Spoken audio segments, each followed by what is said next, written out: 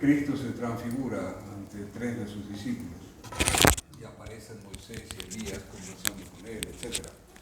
Y podemos preguntarnos por qué es que se transfigura, o cuál es el sentido de la transfiguración. El sentido de la transfiguración es precisamente mostrar su divinidad.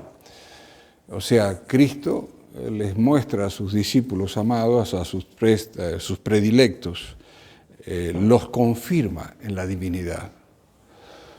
Y eso es un punto que es clave hoy en día. ¿Por qué? Porque hoy en día parece que no, parece que sí, pero prácticamente se cuestiona por lo menos la divinidad de Jesucristo. Y alguien dirá, bueno, yo voy a una parroquia donde nadie cuestiona eso. Perdón, ¿en su parroquia aceptan el ecumenismo? ¿El párroco acepta el ecumenismo? Y seguro, porque si no, no sería párroco de esa parroquia, empezando por ahí. Entonces, el problema es que hoy en día quizás no lo manifiesten, pero hay gestos, hay acciones, etcétera, etcétera, que atacan la divinidad de Cristo. ¿Por qué Cristo muestra su divinidad? Precisamente porque poco después llega la pasión y la divinidad va a estar absolutamente oculta. Y sus apóstoles en particular, sus seguidores, van a ver el escándalo de la cruz. O sea, van a ver el escándalo de un hombre que hacía unos milagros espectaculares, pero está crucificado. O sea, a los ojos de los hombres, Cristo era un hombre como cualquier otro y pagó por hacerse hijo de Dios. Entonces, para prevenirlos, para vacinarlos, digamos, en contra de ese escándalo para la fe, es que Cristo se transfigura. Y en la transfiguración también se muestra que hay un orden sobrenatural. No estamos solamente en el orden natural, el hecho de que el rostro de Cristo se ponga luminoso como el sol, sus vestes blancas como la nieve, etc., muestra que hay otra realidad, que es la espiritual, que es la que nosotros incluso entramos en esa realidad, en esa transfiguración en el momento del...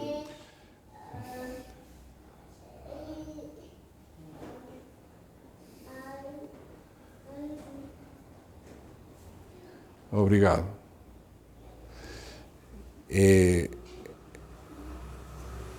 Entramos en esa transfiguración en el momento del bautismo.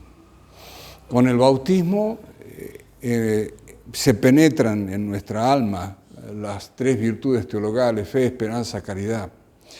Y esas tres virtudes teologales, a medida que vamos creciendo, que nos vamos alimentando de las cosas de Dios, etcétera, etcétera, eso va creciendo y va haciéndose cada vez más fuerte. Y si se quiere, habría una segunda, ¿cómo se dice? Una transfiguración en nosotros cuando lo que llaman algunos la segunda conversión, ¿no? O sea, cuando tomamos más en serio nuestro camino de santificación y vamos trabajando sobre ese camino de santificación. Y es así que, bueno, algunos llegan hasta tener los estigmas o llegan a tener, en fin, carismas especiales, profecías, etc. Por eso que es importante la transfiguración, porque nos muestra esa otra realidad y hoy en día el mundo no cree en esa otra realidad. El mundo no cree que haya eso sobrenatural. No lo cree. Y el facto de que no lo crean es el hecho, por ejemplo, repetidas veces tengo que hacer, por ejemplo, completar bautismos. ¿Por qué? Porque en el nuevo rito del bautismo no hay exorcismos. ¿Y por qué no hay exorcismos? porque no creen en el demonio. Si creyeran en el demonio tendría que hacer exorcismo, es lógico. Pero como no creen en el demonio, no hay exorcismos. Entonces, eso ya muestra hoy en día que los mismos sacerdotes no creen en lo sobrenatural. Los mismos sacerdotes que supuestamente dicen que consagran y que el cuerpo de Cristo y todas estas cosas en la Eucaristía, algunos lo dicen ya abiertamente, que no creen en la transustanciación. Pero bueno, otros dicen no, que es el cuerpo de Cristo. Y si es el cuerpo de Cristo, ¿por qué no lo das de yuelos? Porque la comunión de yuelos es mandado por los apóstoles. Es tradición apostólica. Lean el Catecismo Romano. Entonces, y que por otra parte, aunque no esté en el Catecismo Romano, es de lógica. ¿Ante qué cosa nos vamos a yoelear si no es ante Dios presente? Y en la Eucaristía está Dios presente. Entonces, si el sacerdote no da la comunión de yuelos y la da de pie, en la mano, con bailanta y la gente moviéndose, etc., y es porque ya no creen. La Eucaristía es una fiesta, una asamblea, en fin, una reunión de buena gente que se junta a recibir eso que significa a lo sumo el cuerpo de Cristo, pero no es el cuerpo de Cristo. Entonces ahí uno ve cómo se ha minado, se ha destruido el orden sobrenatural y particularmente la idea de la fe en la divinidad de Cristo. Lémbrense que cuando, por ejemplo, el sacerdote Abençoa generalmente tiene este gesto, porque la Santísima Trinidad y estos dos, la unión hipostática, la naturaleza humana y divina de Jesucristo. Entonces, esos son dogmas de fe. Jesucristo es Dios y hombre a la vez. Y ahora, ¿quién cree en Jesucristo? Si alguien me dice, no, fulano cree en Jesucristo, perfecto. Fulano es párroco de tal iglesia y hace reuniones ecuménicas, y sí, bien, disculpen. Mentira. Si yo creo en Jesucristo, ¿para qué me voy a juntar con un budista, con un judío, con un musulmán, con un lo que sea? ¿A qué?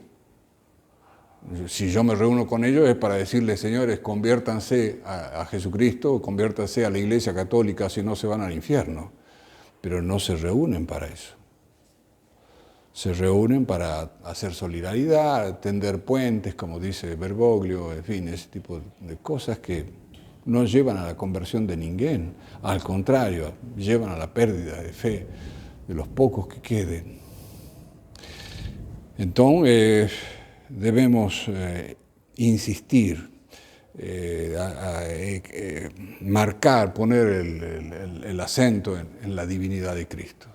¿Cuánto es esto? Uno está cansado, yo no sé, supongo que ustedes también estarán cansados de escuchar, por ejemplo, que el párroco de tal iglesia dijo que el milagro de la multiplicación de los panes no es tal milagro, fue una puesta en común.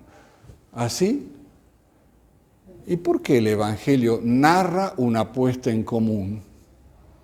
Si no hubiese algo milagroso, es absurdo que el evangelista narre una puesta en común. Además, si ustedes leen con tranquilidad el texto, Cristo pregunta, ¿quién le puede dar de comer a tanta gente? Si todos tenían en el saco un sándwich, ¿para qué hacer esa pregunta? Y uno dice, acá hay un rapaz que tiene 3 peces y 5 panes. Pero ¿qué es eso para tanta gente? E insisten en lo poco que hay. Y cuando Cristo empieza a multiplicar los panes y los peces, después terminan sobrando 5 espartas de panes y de peces. ¿De dónde salieron esas 5 de la puesta en común? Si antes no tenían nada, peces y panes y ahora los hay. O sea, vean cómo se ataca el hecho del milagro, porque el milagro es una de las cosas que muestra la divinidad de Cristo. Bueno, el milagro ese, estábamos comentando también el otro día el caso de ese joven que estaba poseso. Y al demonio a veces lo arrojaba en el fuego, en fin, el padre estaba desesperado, no sabía ya qué hacer con el muchacho. Y el cura dice, no, esto es un caso de epilepsia. Perdón, el muchacho cuando Cristo lo enfrenta, el demonio habla a través del muchacho y dice, ¿qué tenemos nosotros contra ti? Un epiléptico no habla. No sé si han visto ustedes un epiléptico. El epiléptico sí, larga, se tira, en fin, es una situación bastante desagradable, mas no habla. Acá los demonios falan. Y cuando Cristo cura a alguien, dice que lo cura.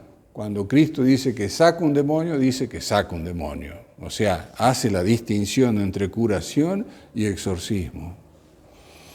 Pero ahora, repito, como estos señores hoy ya no creen en Dios, no creen en la divinidad de Cristo, no creen en los ángeles, no creen en los demonios, tratan de racionalizar todo. Y en ese trabajo de racionalizar todo caen en ridículos. Yo no sé si les conté, hay un caso engrasado, que es aquel episodio cuando Moisés cruza el mar Vermelho con el pueblo hebreo que salen de Egipto.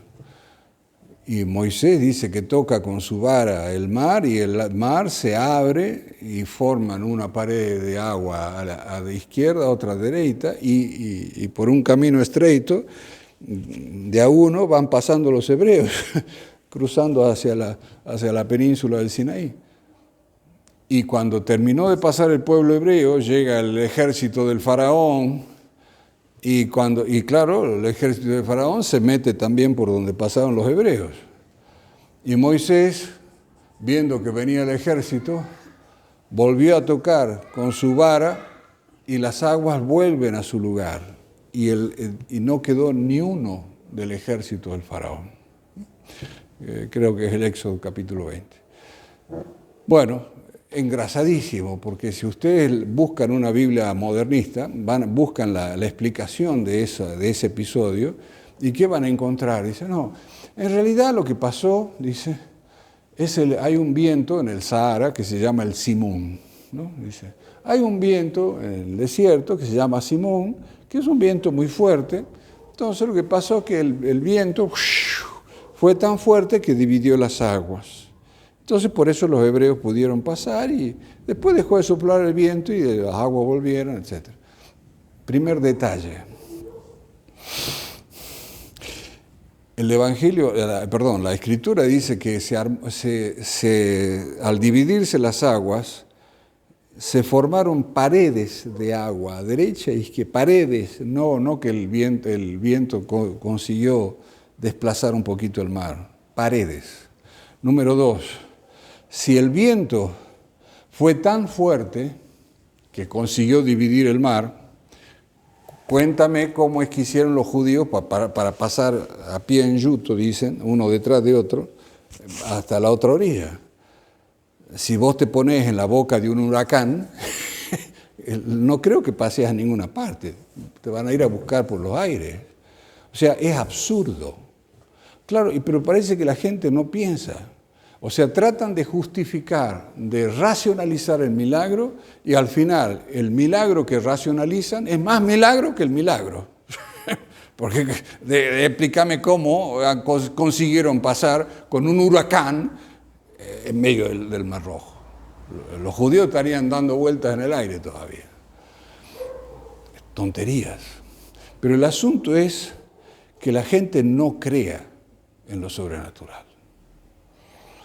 Eso sí, es una cosa natural en nosotros. Cuando no creemos en lo sobrenatural, creemos en lo preternatural. Creemos en cualquier brujería, creemos en cualquier... que no se te caiga la sal, que no se te caiga el vino, que no se te caiga por mala suerte. Esas estupideces, ahí sí creen todos. entonces a tener mucha fuerza en cimentar en nosotros mismos la verdad del orden sobrenatural. Acá, ¿cuántos somos? 1, 2, 3, 4, 5, 6, 7, 8, 9, 10, 11, 12, 13, 14, 15. Acá hay 16 angelitos, por lo menos. Y eso es cierto. Cada uno de nosotros tiene un ángel de la guarda, los curas tenemos 2, por eso pongo uno más. Entonces, eso es cierto. Lean la vida de Santa Gema, de Galgani, por ejemplo. Es una preciosidad esa vida. O cualquier otro santo. Ellos vivían falando con su ángel custodio. Para ellos eran lo más normal del mundo. A veces la gente dice, ay, me siento solo o me siento sola. Bueno, esto es porque no has pensado bien con quién estás. Pero si tenés a tu ángel custodio, puedes hablar con él. No tengas miedo que no te van a llevar al loquero. Puedes hablar con él, o habla con Dios, o la Virgen. Nos movemos nosotros en el orden sobrenatural. No se crean que es solamente esto que vemos. Acabamos de dar la misa. Este lugar estuvo repleto de ángeles. Y donde está Cristo y la cruz, está la Virgen. Y la Virgen estaba también. ¿O se creen que no? Entonces, pero esas son cosas que son ciertas, no son ideas. ¿Cuántas veces, no sé, San Leonardo de Puerto Mauricio, el santo cura de Arce, en fin, tantos y tantos curas vieron esas cosas realmente? El famoso San Nicolás de Tolentino, que es patroero de las almas del purgatorio. ¿Cuántas veces él vio salir las almas del purgatorio en razón de que estaba celebrando la misa por fulano o por sultano? Él las veía salir. Entonces, les digo eso también porque eso es entusiasmante, porque la realidad es un poco seca, ¿no? Diría yo. A veces no tiene demasiada gracia, pero precisamente lo esencial es invisible a los ojos. Lo que dice el famoso Principito lo dice San Pablo de otra manera, pero en el fondo son esas palabras, ese sentido. Lo fundamental no lo estamos viendo. El otro día, cuando se leía en el Evangelio del ciego de Jericó, hay un episodio engrasado porque el ciego estaba en la puerta de la ciudad de Jericó, sintió el barullo y preguntó, ¿qué pasa? No, es Jesús de Nazaret que está pasando. Y el ciego ahí nomás empezó a los gritos, Jesús, hijo de David, ten piedad de mí. Y le decían, cálate, no chatees. Y el otro gritaba más, Señor, hijo de David, ten piedad de mí.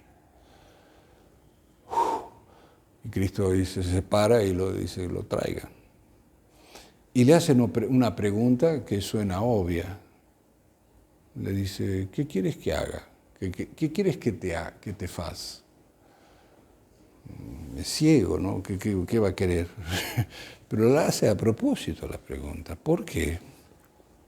Porque ese ciego veía más que todos los que estaban con vistas alrededor de Cristo, porque los que estaban con Cristo no le estaban diciendo hijo de David. Y hijo de David es una manera de llamar al Mesías. Y ese ciego veía lo fundamental de Cristo, que era el Filho de Dios, Filho de David y Mesías. Es por eso que Cristo, cuando le hace esa pregunta, como diciendo, tú ya ves bastante, ya ves suficiente, ¿qué más querés que te faz? Por eso la pregunta. Entonces, el otro dice, bueno, que vea, está bien, ve por lo que hay que para ver acá. En fin. Y lo cura. ¿Y qué le dice después al ciego? Vete, tu fe te ha salvado. Vean cómo de nuevo volvemos al tema de la fe. Si no tenemos fe en la divinidad de Cristo, ¿cómo vamos a pedir gracias? ¿Y cómo vamos a conseguirlas? Entonces, si tenemos fe en Cristo, vamos a pedirle con confianza, vamos a ser perseverantes en nuestro pedido, no vamos a pedir un día sí, otro día no, otro día me duermo, otro día no me duermo, no. Estamos falando con Dios, entonces tiene que ser una cosa seria y perseverante. Bien, preguntas.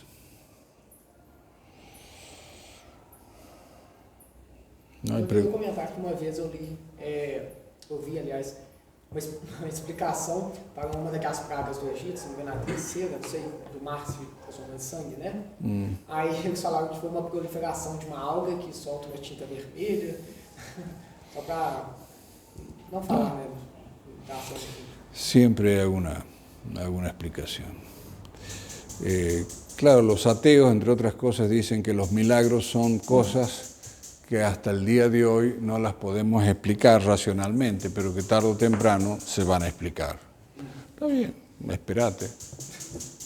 Esperá. O sea, los salmos dicen en varias partes, dice el necio en su corazón, Dios no existe, ¿no? Y es realmente cuando uno se pone a pensar todas las manifestaciones que Dios tiene, de su poder, de su divinidad, etc., y no hacemos caso, ¿no? Los ateos dicen, no, Dios no existe, Dios esto, Dios aquello. No. Bueno, si Dios no existe, ¿quién hizo un cometa? ¿Saben lo que es el cometa? Un cometa es un asteroide que anda por ahí dando vueltas. Por lo menos los cometas que están en el sistema solar vienen de no se sabe dónde, atraídos por el Sol. El Sol está acá, viene el cometa atraído por el Sol. ¿Por qué no choca contra el Sol? Si llega desde no sé dónde, atraído. ¿Por qué no? No sé. No hay ningún japonés ni nadie ahí manejando esta cosa. Y llega al Sol, hace una órbita al Sol y sale despedido. O sea, antes iba atraído por el Sol y después sale en contra del Sol. ¿Quién cambia el chip dentro del cometa? ¿Es una masa ígnea? ¿Es una masa inerte? ¿No es un ser vivo? A mí, no sé, a mí me parece una cosa maravillosa. Explícame cómo es el cuento del cometa. Si Dios no existe. Si Dios existe y le dijo al cometa, vas a hacer esto en tanto tiempo, etcétera, etcétera. El cometa Halley creo que pasa por la órbita terrestre cada 40 años. Y cada 40 años puntualmente lo vemos. Halley, hay muchos más. ¿Quién lo hizo? ¿Quién hizo el sistema nervioso de una formiga? Las formigas tienen sistema nervioso, digestivo, reproductivo, etc. ¿Quién hizo esas cosas? Yo les quería, cambiando un poco de tema, antes que me olvide,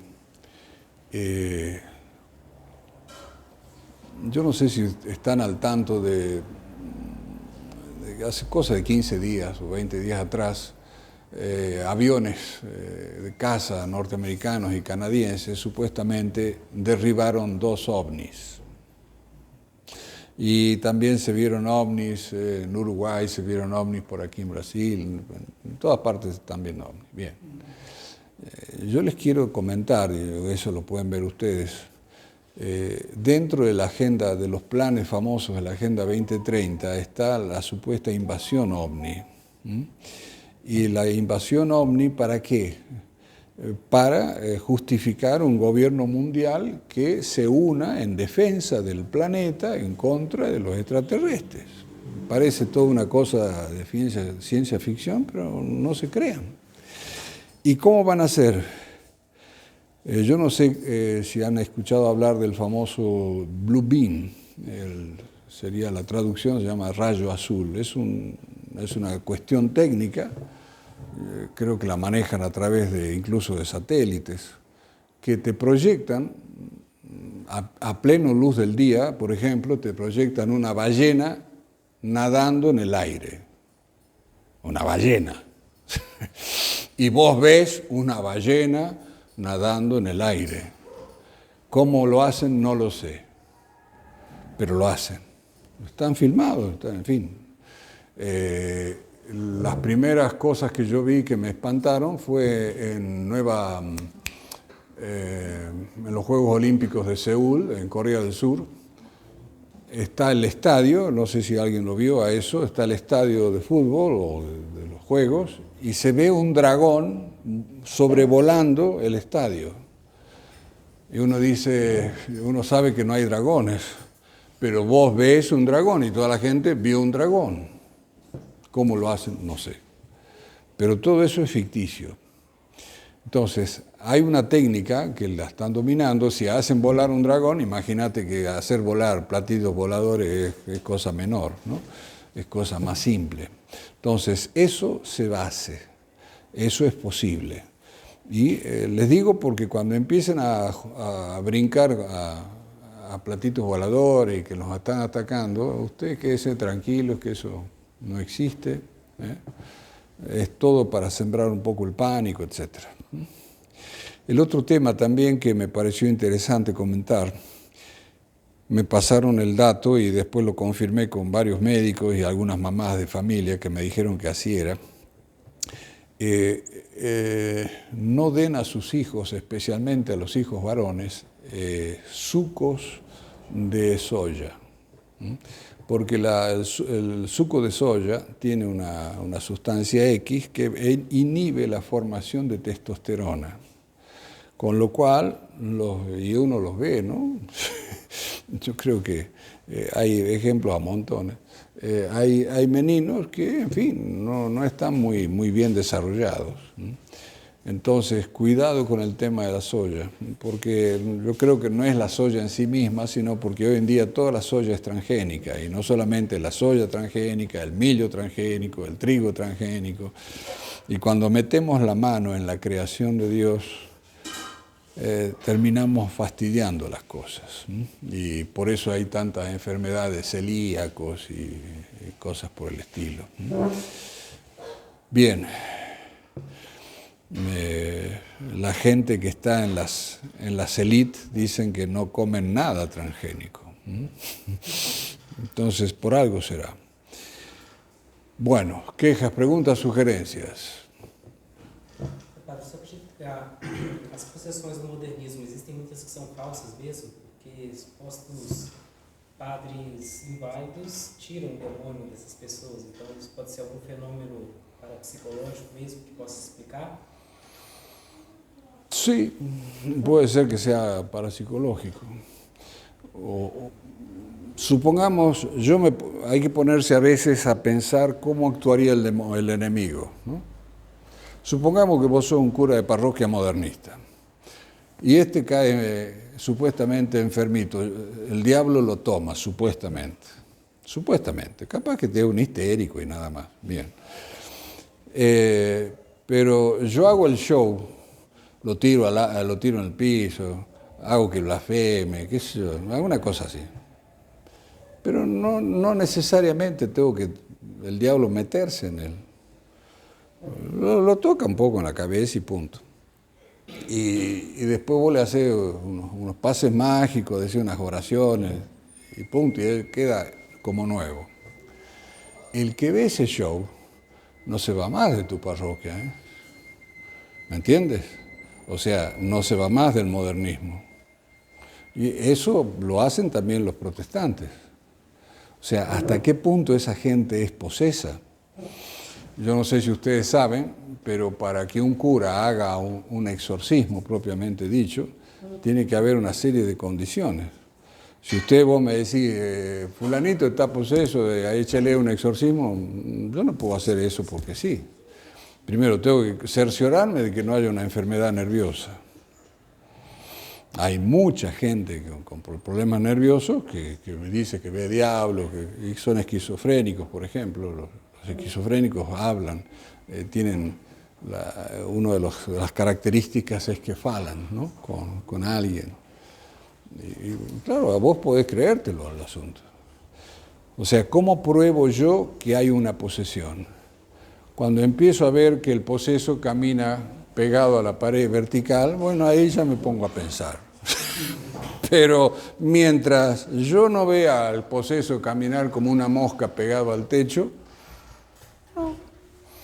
Podrán blasfemar, podrán decir todo un montón de tonterías. Pero cuando hay algo que supera las leyes de la naturaleza, ahí hay que ponerse a pensar. Mientras tanto, lo que puedes hacer es ofrecer misas, porque la misa es el mejor exorcismo que hay, y eso me consta. Cuando vos tenés una sospecha, pero no sabés, misa por fulano, traca, traca, traca, traca. Y después en la posesión incluso, cuando se hace el exorcismo, tiene que haber testigos. Para que vean, los testigos están como una especie de, también para mostrar de que la posesión existe, que el demonio realmente se fue en bora o no se fue en bora, en fin, que no es un espectáculo que el cura quiere hacer, ¿no? Porque hay de todo, me acuerdo en mi provincia, en Salta, había un famoso cura que se había puesto entre otras cosas, hacía trabajos de psicología. Vos perdiste algo, te robaron la camioneta, algo, entonces vos ibas, le pagabas al personaje y él empezaba a pensar y decía, no, está en tal parte, te la van a devolver no sé cuándo, y la pobre gente le pagaba, se iban a buscar la camioneta robada no sé dónde. No, mentira, no le encontraba nada. Pero el cura vivía de ese cuento.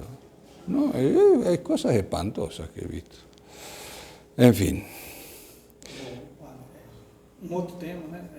Que é só as confrarias, assim, que hoje em dia os leigos podem começar uma confraria, se organizar em confraria. O que você tem? Me parece estupendo que lo hagan, simplemente les pido que perseveren. Porque a veces cuando se hacen confradías se entusiasman, pero después... Entonces traten de entusiasmarse, fundamentalmente de rezar juntos, que tengan fines concretos. Yo no sé la cofradía que hicieron, porque no he tenido tiempo de leer los estatutos, etc. Yo creo que estará bien, supongo que no habrá cosas malas, pero una de las cosas que les sugiero, no sé si están, recen por las almas del purgatorio. De ser posible ir por lo menos un lunes o un sábado, el día que les venga mejor a todos, un día al menos ir al cementerio a rezar juntos. Eso ayuda mucho. Les va a ayudar a ustedes porque cuando uno está en el cementerio, les guste o no, ustedes van a decir, acá tal vez esté yo el día de mañana, ¿no? Y cuando empiezan a pensar en que tal vez van a estar en ese buraco, van a decir, yo para qué estoy gastándome en tanta tontería si después voy a dejar todo y voy a estar ahí. Entonces, ayuda mucho. Entonces, y además las almas del purgatorio no se dejan ganar en generosidad, pidan lo que quieran a las almitas del purgatorio, son excelentes en conseguir gracias y gracias así rápido, En fin, el fin el objetivo primordial de la cofradía, ¿cuál es? São duas. Ah, dos. Uma de Santa Cecília, né? Tá de Santa Cecília, que a gente falou dos músicos, né? E a nossa aqui é do Sagrado Coração de Jesus. Sagrado Coração de Jesus e Maria. E Maria. É o fim primeiro. Os corações. O Sérgio já disse que falar melhor. Eles são os priores. Nós somos vice-priores. Vice-priores. O Ângelo é o o prior. Ângelo de Juiz de Fora. O objetivo da confraria é um apoio mútuo nesse tempo difícil que nós estamos vivendo, né? Esses tempos de governo difícil, o mundo está cada dia pior, né? Então é uma forma assim de nós nos apoiarmos. Bien. E também para poder oferecer uma assistência quando o confrade estiver doente, da sua morte, poder mandar celebrar uma missa, prestar uma assistência espiritual. Muito bem. Muito bem. Uma assistência espiritual e um apoio mútuo. Tanto que tem dentro da confraria um grupo onde membros colocam coisas que fazem para vender, por exemplo, o Caia que faz imagem, né? E os outros membros assumem o compromisso de divulgar e de comprar, se for comprar alguma coisa, comprar dele, dar preferência a ele. Bien. É uma forma também de preservação em relação ao sistema, né? Me parece muy bien. E também isso, incentivar a prática, né? Consagrados, orações de Jesus e de Maria, né? Que es un buen antídoto contra el Jesús de la misericordia, ¿no? Exatamente. Aí também tem a oração terça toda sexta-feira, A gente reza o texto. junto, em grupo. E quem está longe, onde está em Juiz de Fora, ele entra online. Uma outra moça está no Rio, ela entra online. E individual, a prática de rezar, oração de sagrado todo dia, né? Sagrados coração. Ah, cierto, el juez de Fora, el muchacho que pasa, no vino hoy. Isso aí. Hoje ele não pôde vir. Bueno, no se esquezan de rezar por João, el señor João. Sim, a moça. Bien, me parece óptimo. Adiante. Padre, a última pergunta minha, pelo menos, como conciliar o estudo científico com a nossa fé? Eu sou estudante de psicologia, né? E eu me deparei com uma abordagem psicológica que eu gostei muito, que é a análise de comportamento. E Skinner, que é um dos psicólogos que deu sequência a essa abordagem, ele se baseou na teoria do evolucionismo para montar essa abordagem. Então, quando eu me deparei com isso, eu fiquei, né, como que eu vou conciliar? Então, eu corri atrás disso e achei uma encíclica de Pio XII que fala sobre isso. Ele diz que a igreja não quer atrapalhar o estudo científico, que nós podemos seguir adiante o estudo do evolucionismo desde que tenhamos cautela, principalmente com aqueles fatos que não são empiricamente comprovados. É o poligenismo, por exemplo. Então, assim, qual que é essa cautela mesmo que a gente deve ter? Não ficou tão específico para mim. Assim, né? Primero, todas las cosas son creadas por Dios, todas. Las matemáticas, la física, las leyes de la física, las leyes de la cuántica, las leyes de... Dios las hizo, ¿no? Por tanto, el estudio de esas leyes nunca pueden ir en contra del Creador, número uno. Con eso, el evolucionismo puro y duro es una cosa que va en contra del Creador, ¿no? Va en contra también de la lógica, porque, por ejemplo, Dios es el supremo ordenador y cuando te cuentan el cuento del Big Bang, de la explosión primaria, etcétera, etcétera, y que de una explosión primaria salió el universo que estamos viendo, eso es una cosa que no es la manera de agir de Dios. Porque cuando tú ves una explosión, la explosión no ordena, desordena. Entonces, algunos me decían, no, pero bueno, el universo está en expansión. Está bien, puede ser que esté en expansión, pero busca otra causa del origen de la expansión. Porque la explosión no puede ser. O sea, el problema es que muchos parten de la premisa de que Dios no existe. Entonces, no puede haber alguien que diga, ¡pum!, voy a crear. Claro, entonces ellos dicen, no, eso no lo podemos aceptar. Haz lo que vos quieras, pero yo creo que es mejor aceptar que alguien dijo, ¡pum!, se ha hecho esto, y se hizo, a que estar maquinando que la explosión primera, que toda la materia que hay en el universo era un puntito negro así chiquitito. Hay que tener una imaginación muy frondosa para pensar esas cosas. Entonces, creo que es fundamental no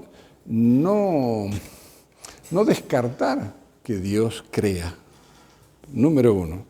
Y como Dios crea, y vemos el orden de la creación, hay un orden. Entonces, todo lo que eventualmente yo pueda investigar tiene que, a la corta o a la larga, llevarme al Creador. Si no, estamos haciendo una falsa ciencia. Yo me acuerdo que me descostillaba de la risa. Un día estaba viendo un vídeo de unos científicos norteamericanos que se reunían en un chalet de California a orillas del mar para discutir si había creacionismo o no había creacionismo, y todos los tipos ahí con los lentes grandes, cara de locos, así, perdidos, en fin. Parecía gente muy inteligente. Y cuando empezaban a tratar de explicar cómo es que se podía hacer una célula, de una célula simple, pasar a una célula que tenga un flagelo, un flagelito, un pelito, pip, pip, pip. Bien. La complejidad que tiene que tener la célula para que tenga un pelito, pip, pip, pip, pip, pip, que se mueva, implicaba todo un sistema para que el pelito pudiese girar, no se rompa la membrana celular, tuviese un motorcito, porque el pelito se movía, tuviese un motorcito. Claro, esa complejidad, si vamos a creer en la evolución, ¿cómo es posible que una célula que no tiene pelito tenga un pelito? Porque, primero, si la célula se multiplica, va a dar otra célula sin pelito. Pero entonces, si aparece un pelito, ¿de dónde aparece? ¿Cómo aparece? Porque hubo un rayo eléctrico. No. Si hubo un rayo, una mutación, las mutaciones, al contrario, provocan deficiencias en el ser vivo. Mañana vos tenés un hijo, tiene una mutación, tu hijo va a tener algún problema auditivo, de visión. No creo que sea un super hijo. ¿Me entiendes? O sea, no, las mutaciones generalmente conllevan defectos, no cosas agregadas y perfecciones en el ser vivo. Y claro, los tipos, uno decía que, pobre, ¿cómo puede ser que el pelito y el motorcito de dónde salió y el rulemán donde gira el pelito, cómo es posible? Porque toda esa complejidad, si uno que la puede dibujar y es sencilla, pero no te creas, el pelito tiene que girar, no tiene que romper la célula, la membrana celular. ¿Quién le da la energía al pelito para que se mueva? O sea, claro, el cuento de la evolución es un imposible. Al contrario, yo soy de los que sostengo que hay involución, no evolución. ¿Y por qué lo sostengo? Y porque si vos tirás a un ser humano en la selva y que consiga sobrevivir, lo vas a ver dentro de 20 años al ser humano y es un macaco, no es un superhombre. Y no es necesario que lo tires en la selva. ¿Cuántos personajes que vos ves en la sociedad de hoy decís, y este señor tendrá alma, tendrá cabeza? Porque funcionan como animalitos algunos, o peores. O sea, es más factible la involución que la evolución. Vos podés perder, no sé, que tu hijo salga con un dedo menos. No, o sea, dejemos ese ejemplo que me hace recordar a un nefasto. No sé, en fin, que el codo no se doble pronto.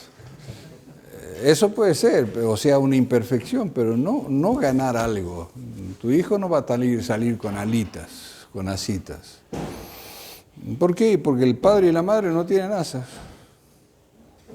Punto. Y desgraciadamente Juan Pablo II tiene un trabajo, y varios han insistido en el tema que no, el evolucionismo no se puede considerar una teoría, una pura teoría. Un absurdo, un absurdo. Bueno, están impacientes allá. ¿Descansamos? ¿Ya alargamos o podemos largar un aperitivo? Viva Cristo Rey. Viva.